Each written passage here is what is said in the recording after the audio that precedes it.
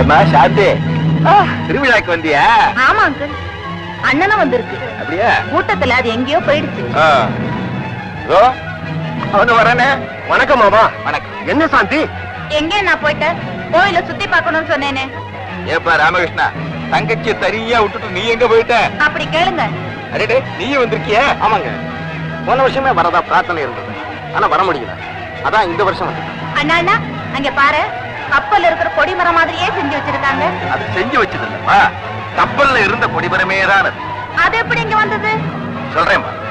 பல வருடங்களுக்கு முன்னால போர்ச்சுகீசிய வியாபார கப்பல் ஒண்ணு கொழும்புக்கு போய்கிட்டு, அந்த நேரத்துல எதிர்பார்க்காம திடீர்னு ஒரு புயல் வீச ஆரம்பிச்சு.